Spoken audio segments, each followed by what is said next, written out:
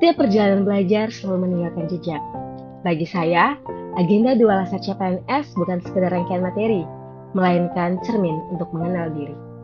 Siapa saya sebagai ASN, apa makna jabatan yang saya emban, dan bagaimana nilai-nilai itu harus hadir dalam tindakan sehari-hari. Perkenalkan, saya Natalia Ubamuda Makin, Jabatan Penata Kelola Sistem dan Teknologi Informasi pada Subbagian Umum dan Kepegawaian Kecamatan Ende Timur. Saya peserta Lasar CPNS Gelombang 4, Provinsi Nusa Tenggara Timur, Angkatan 238. Dalam pembelajaran agenda kedua, saya belajar tentang nilai-nilai berakhlak. Saya memahami bahwa seorang ASN memiliki 3 fungsi, yakni sebagai pelaksana kebijakan publik, sebagai pelayan publik, dan sebagai perekat bangsa. Fungsi itu diwujudkan dalam 3 tugas utama, yakni melaksanakan kebijakan publik yang ditetapkan oleh pemerintah, memberikan pelayanan publik yang transparan, akuntabel, dan berkualitas, serta merekatkan dan mempersatukan bangsa dengan menjaga persatuan dan netralitas. Adapun peran yang saya ibaratkan sebuah rumah kehidupan, di mana ada perencanaan yang merupakan fondasi tempat cita-cita kita ditanamkan. Yang kedua ada pelaksanaan, yang adalah dinding dan ruang yang memberi bentuk nyata bagi masyarakat. Dan yang terakhir adalah pengawasan, yang merupakan atap pelindung agar rumah itu kokoh dan berjalan sesuai arah. Namun, rumah itu akan kosong bila tak ada kehidupan jiwa, yakni jiwa ASN yang ada dalam nilai berakhlak, yang terdiri dari 7 inti.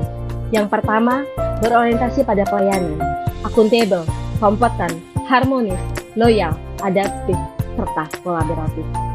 7 nilai ini hadir melalui 21 perilaku nyata, di mana untuk benar-benar menjadi ASN berakhlak, jalan itu dimulai dari motivasi yang diperkuat dengan afirmasi yang bisa kita lakukan dengan kita ucapkan tiap hari, kita doakan, kita nyanyikan, bahkan harus kita visualisasikan hingga akhirnya akan membentuk suatu pembiasaan atau karakter yang bisa menjadi otomatis dalam kehidupan sehari-hari.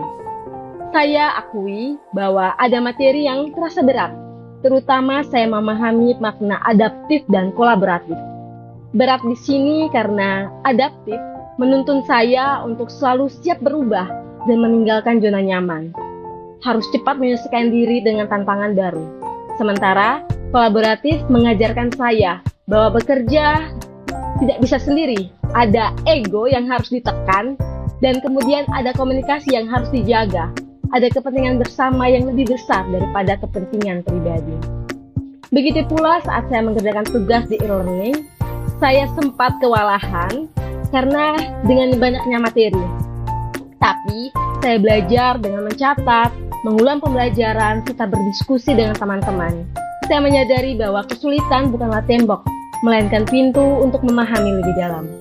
Yang membuat pelajaran ini semakin berkesan adalah cara mengajar Bapak Daud Amarato.